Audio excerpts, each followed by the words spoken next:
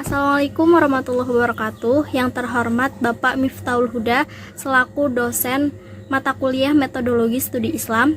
Di sini saya akan mempresentasikan hasil diskusi kelompok kami, kelompok 9 yang beranggotakan saya sendiri, Ade Melani Wulandari, NIM 2419029, dan teman saya Arifatul Aulia, NIM 2419030, dan Dia Ayu Safitri, NIM 2419031. Mari kita simak penjelasan makalah dari kelompok kami ya. Saya Ade Melani Wulandari, NIM 2419029. Di sini saya akan membacakan poin yang pertama dan poin yang kedua metodologi studi Islam. A. Definisi pendekatan studi Islam. Kata pendekatan termasuk dalam konteks studi Islam pada umumnya secara bahasa dinamakan matkal dalam istilah bahasa Arab dan approach dalam bahasa Inggris. Di luar dua term tersebut sebenarnya ada sejumlah istilah lain yang juga sudah begitu populer di luar dua term tersebut. Dalam tradisi ilmiah yang bermakna relatif sama atau mirip dan menunjuk pada tujuan yang hampir sama dengan pendekatan, yaitu theoretical framework, conceptual framework, perspective, point of view, sudut pandang, dan paradigm atau paradigma. Tegasnya, semua istilah itu dapat diartikan sebagai cara memandang dan cara menjelaskan suatu gejala atau peristiwa. Berdasarkan uraian di atas, pendekatan dapat dimaknai sebagai suatu perspektif atau paradigma dengan mempergunakan disiplin ilmu tertentu, sesuai dengan fenomena yang menjadi fokus kajian atau studinya. Istilah pendekatan merupakan kata terjemahan dari bahasa Inggris approach. Maksudnya adalah suatu disiplin ilmu untuk dijadikan landasan kajian sebuah studi atau penelitian. Pendekatan dalam aplikasinya lebih mendekati disiplin ilmu karena tujuan utama pendekatan ini untuk mengetahui sebuah kajian dan langkah-langkah metodologis yang dipakai dalam pekajian atau penelitian itu sendiri. Poin yang kedua, B. Pendekatan dalam studi Islam secara umum. 1. Pendekatan teologis, normatif atau agamis. Meskipun teologi dapat dianggap sebagai salah satu cabang ilmu pengetahuan yang memenuhi kriteria saintifik, namun ada sisi tertentu bersifat mendasar yang menjadi distingsi dengan ilmu pengetahuan pada umumnya. Distingsi dimaksud adalah bahwa teologi berdasarkan diri pada wahyu dan atau doktrin keagamaan, sedangkan ilmu pengetahuan lainnya bersumberkan pada akal dan indera dalam sistem epistemologinya.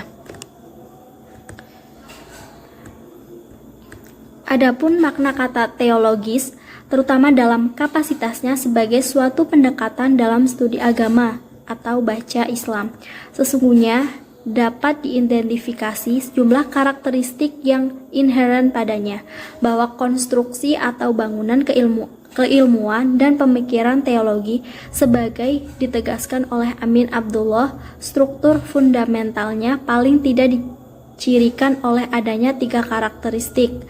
Yang pertama, teologi memiliki kecenderungan yang sangat kuat untuk lebih mengutamakan loyalitas.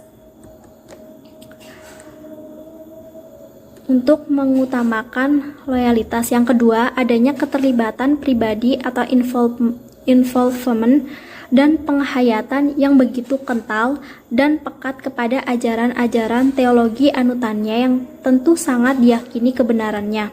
Dan yang ketiga, dalam mengungkapkan perasaan dan pemikiran, teologi lebih menggunakan bahasa sebagai ungkapan seorang aktor atau pelaku dan bukannya ungkapan bahasa sebagai seorang peneliti atau pengamat atau spektator yang berposisi netral. Yang kedua, pendekatan filosofis. Sebagai pengantar betapa pentingnya pendekatan filosofis dalam studi Islam, kiranya perlu direnungkan pernyataan Fajlur Rahman. Menurut pengamatan dalam penelitian Fajlur Rahman, salah satu penyebab tidak berkembangnya disiplin keilmuan kalam khususnya atau studi-studi keislaman pada umumnya lebih dari segi materi maupun metodologi adalah dipisahkannya dan dihindarinya pendekatan dan pemahaman filosofis dalam batang tubuh kerangka keilmuan kalam. Yang dimaksudkan kajian keislaman dengan pendekatan filosofis ini adalah pembahasan terhadap agama Islam yang umumnya berupa dogma, ajaran, dan teks-teks yang berkembang di dunia Islam dengan menggunakan filsafat dan orientasi yang lebih mengarah pada bentuk elaborasi atau eksplanasi tentang ajaran dan doktrin yang ada dalam Islam. Tentu saja kecenderungan pembahasan dalam pendekatan filosofis lebih bersifat analitis, kritis, atau diistilahkan sebagai Islam kritis. Sebagai sebuah pendekatan, sebenarnya filsafat dapat dibedakan atas filsafat sebagai disiplin keilmuan dan sebagai faham atau aliran tertentu seperti esensialisme, perennialisme, eksistensialisme, pragmatisme, progresivisme, dan sebagainya. C. Pendekatan teologis dalam studi Islam. Secara etimologi, teologi berasal dari kata Yunani yaitu theos yang artinya Tuhan atau Allah, dan logos yang berarti pengetahuan. Jadi teologi berarti ilmu tentang Tuhan atau ilmu ketuhanan. Dalam Encyclopedia Evolutions disebutkan tentang teologi sebagai pengetahuan tentang agama yang karenanya membicarakan tentang Tuhan dan manusia dalam pertaliannya dengan Tuhan. Dalam pendekatan teologis, memahami agama adalah pendekatan yang menekankan bentuk formal, simbol-simbol keagamaan, mengklaim sebagai agama yang paling benar, yang lainnya adalah salah, sehingga memandang bahwa paham orang lain itu keliru, kafir, sesat, dan mutlak. Pendekatan teologis normatif dalam memahami agama secara harfiah dapat diartikan sebagai upaya memahami agama dengan menggunakan kerangka ilmu ketuhanan yang bertolak dari suatu keyakinan bahwa wujud empiris dan keagamaan dianggap sebagai yang paling benar dibandingkan dengan yang lainnya. Dengan demikian, pendekatan teologis dalam memahami agama menggunakan cara berpikir deduktif, yaitu cara berpikir yang berasal dari keyakinan yang diyakini benar dan mutlak adanya. Karena ajarannya yang berasal dari Tuhan sudah pasti benar, sehingga tidak perlu dipertanyakan lebih dahulu, melainkan dimulai dari keyakinan yang selanjutnya diperkuat dengan dalil-dalil dan argumentasi. Pendekatan teologis telah menunjukkan adanya kekurangan, yaitu bersifat eksklusif, dogmatis, tidak mau mengakui kebenaran agama lain, dan sebagainya. Kekurangan ini dapat diatasi dengan cara melengkapinya dengan pendekatan sosiologis. Pendekatan teologis ini erat kaitannya dengan pendekatan normatif, yaitu suatu pendekatan yang memandang agama dari segi ajarannya yang pokok dan asli dari Tuhan, yang di dalamnya belum terdapat penawaran pemikiran manusia.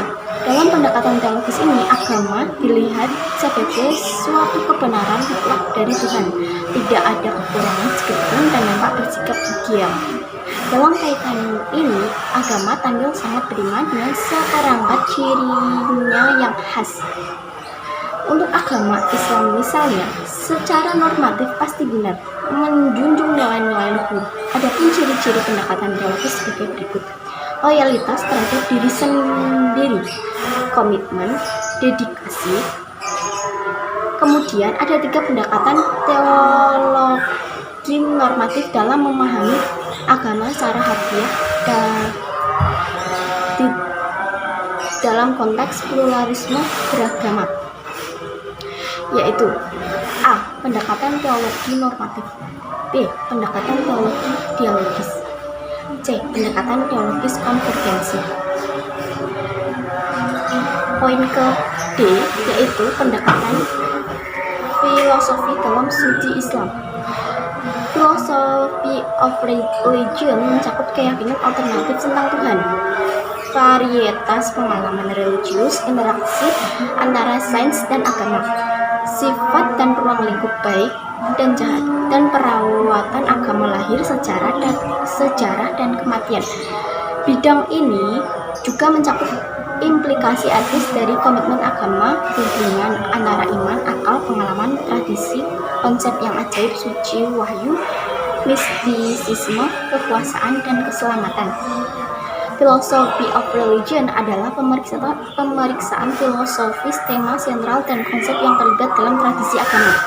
Ini melibatkan semua bidang utama filsafat, yaitu metafisika, epistemologi, logika, etika, dan teori nilai, filsafat bahasa, filsafat ilmu, hukum, sosiologi, politik, sejarah, dan sebagainya.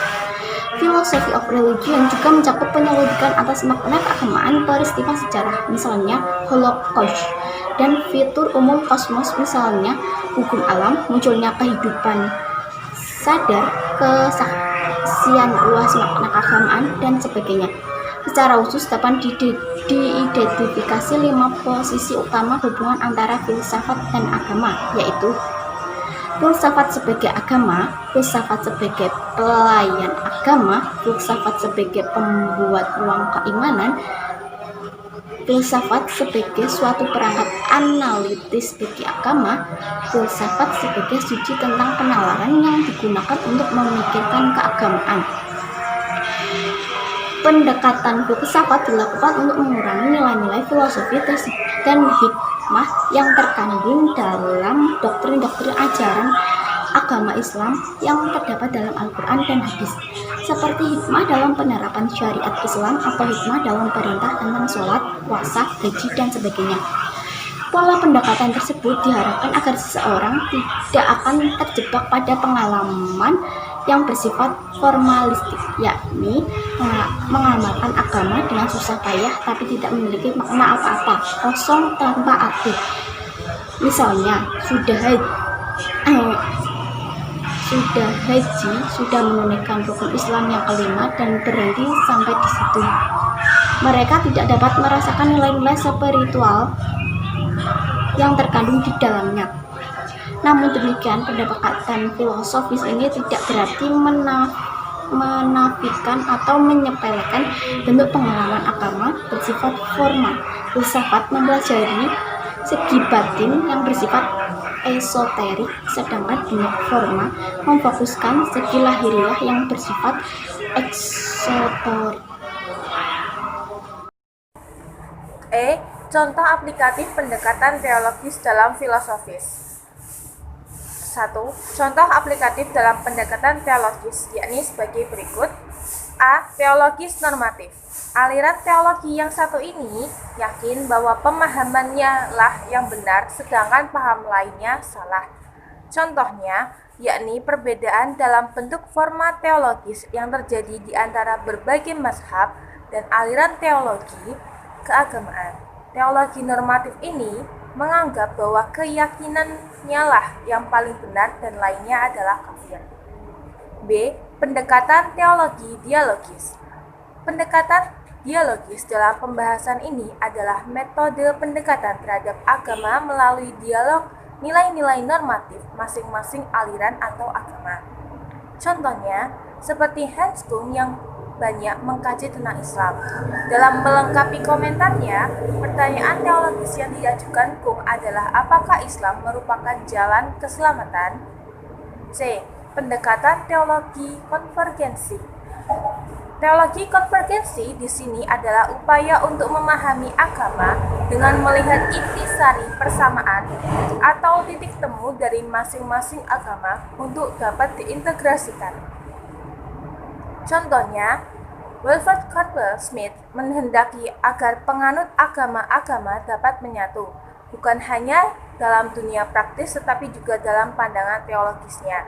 Sehubungan dengan hal tersebut, Smith mencoba membuat pertanyaan di mana letak titik temu keyakinan agama-agama itu untuk mencapai sebuah konvergensi agama. 2.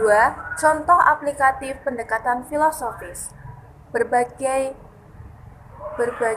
cara atau berpikir secara filosofis tersebut selanjutnya dapat digunakan dalam memahami ajaran agama dengan maksud agar hikmah, hakikat, atau inti dari ajaran agama dapat dimengerti dan dapat dipahami secara seksama. Contohnya, dengan mengerjakan puasa misalnya, agar seseorang dapat merasakan lapar yang selanjutnya menimbulkan rasa iba kita kepada sesama yang hidup serba kekurangan. Sekian dan terima kasih. Wassalamualaikum warahmatullahi wabarakatuh.